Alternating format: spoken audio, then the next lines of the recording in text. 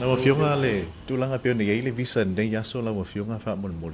Ko la se fina ngalo la mafionga tam fai ngata to tunu o lo mau ya tunu mama.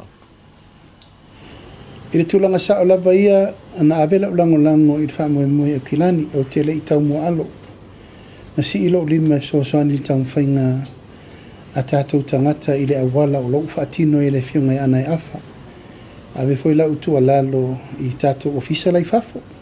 Ya famsanga mana fionga fa matalango lango fa mo na tato tangata aisia etaua. A leo te whaatari le mawhilo inga mana fionga le palmia. Ya laksan. Ya mati.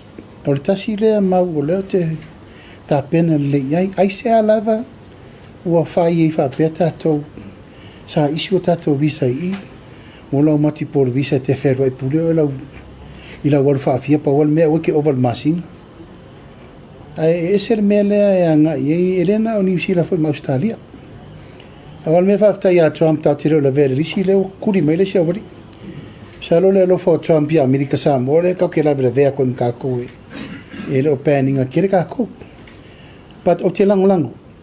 Il tu langa lava no apopo e le fionga ia anai. Alu o tau lango toa ia tauna ang le tau te la New Zealand.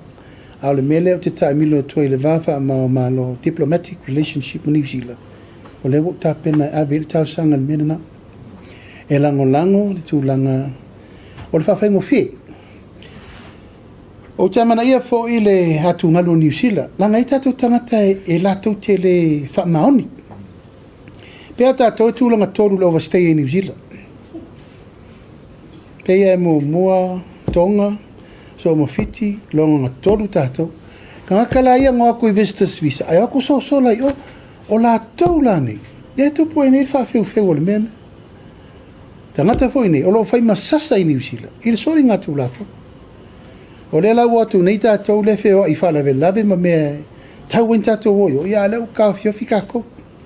Anyway, o la talia pēr wha moe o whaftai fo I wo vai atu e tutu whatasi le fionga ia anai afa e martama wau wasa. O le minister o Foreign Affairs. E malosi la le maku. Mai sa o tua lalo fo ia wa wasa I le mawhiro inga na whai New Zealand. Se elo whai fo. Tara no lesi matai elo fo. Ngia tanga tsa moa ia. E sate li alo ia. Mai o te whawhetai ia Winston Peters. O la angala la mua. Ngō vai aktu fo ia na publicity ma mesa whai ia. Lasa ku mesko inga ia kako. Ia, a taru si ia. A o au ia malwha moe wo ta pena e. A veri tatou mau sosani ai mo le Pero inga lero loma ni amati. Oli self